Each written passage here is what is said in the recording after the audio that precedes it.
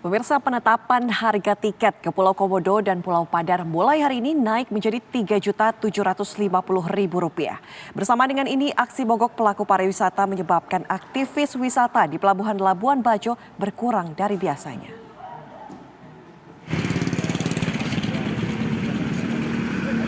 Komitmen untuk mogok dari pelayanan wisata dilakukan ratusan pelaku pariwisata di Labuan Bajo hari ini, Senin 1 Agustus 2022.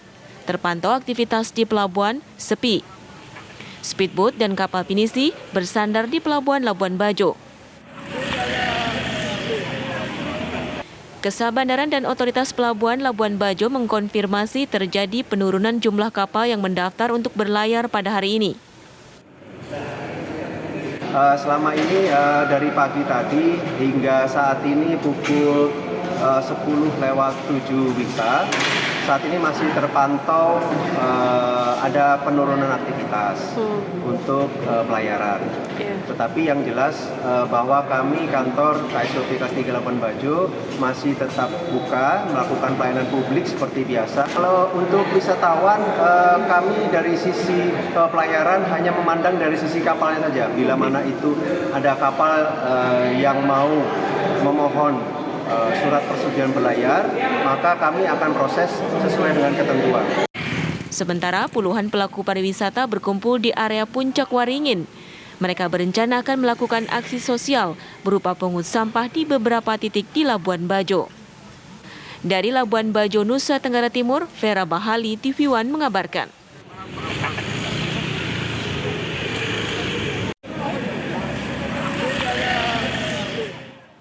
Kenaikan tiket ke Pulau Komodo dan Pulau Padar terus menuai protes keras dari masyarakat Labuan Bajo, khususnya pelaku pariwisata.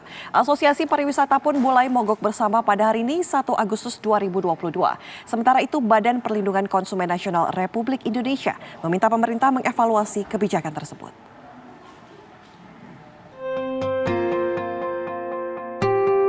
Rencana penetapan harga tiket masuk Pulau Komodo menjadi Rp3.750.000 terus menjadi kontroversi.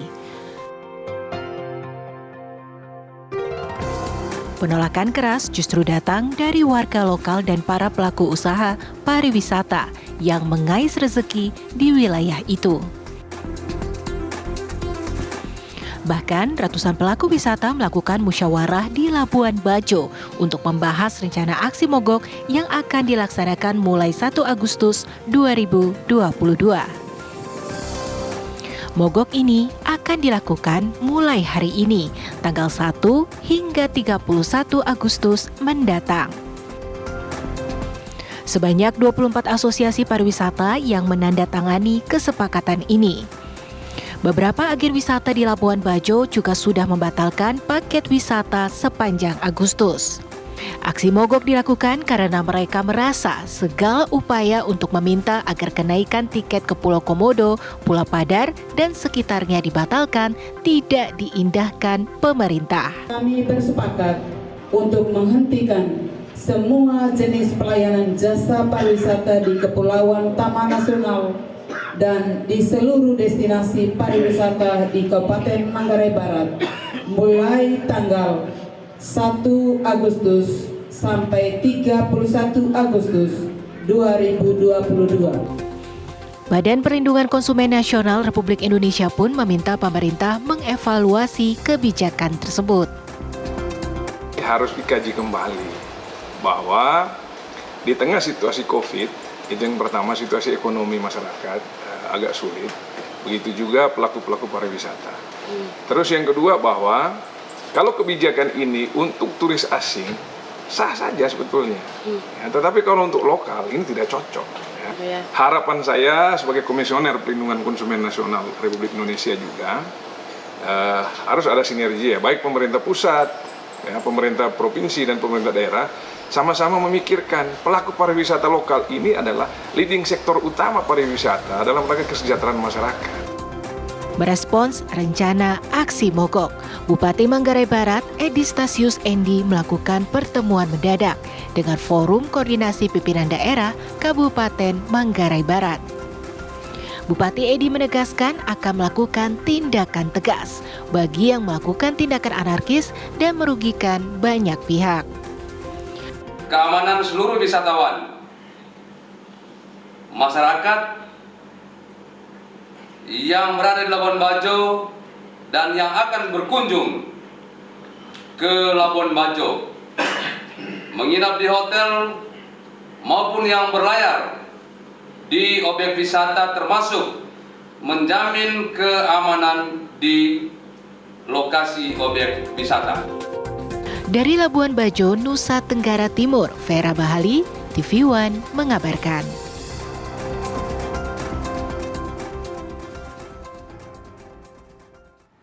Dan untuk membahas aksi mogok pelaku industri pariwisata di Nusa Tenggara Timur, kita sudah terhubung dengan anggota Asosiasi Perusahaan Perjalanan Wisata Indonesia atau ASITA, Mas Ervis Budi Setiawan. Selamat siang. Selamat siang Mbak Hana, selamat siang pemirsa TV One di seluruh Indonesia. Ya, Mas Ervis, selamat siang dari Labuan Bajo. Kebijakan adanya kenaikan harga hingga 3,7 juta, ini seperti apa? Yang pasti dari kami sebagai Asosiasi Perjalanan Wisata melihat bahwa kebijakan ini kami nilai sebagai kebijakan yang dilakukan secara tiba-tiba tanpa memikirkan dampak bagi pertumbuhan ekonomi daerah. Kenapa saya katakan secara tiba-tiba? Karena memang dasar penentuan angka, lalu kemudian dasar penentuan spot-spot yang dieksklusifkan, itu tidak melalui proses diskusi yang beradab menurut saya dengan para pelaku pariwisata yang ada di Labuan Bajo. Dan apa yang kami lakukan mulai hari ini sebenarnya menjadi tanda bahwa menjadi sign ke pemerintah bahwa tidak semua kebijakan yang menurut mereka benar untuk masyarakatnya itu diterima oleh masyarakat secara luas. Mas Ervis, hingga saat ini apakah sudah terlihat dampaknya dari kenaikan yang baru terjadi hari ini? Namun sudah diputuskan ya, kami sama-sama tahu.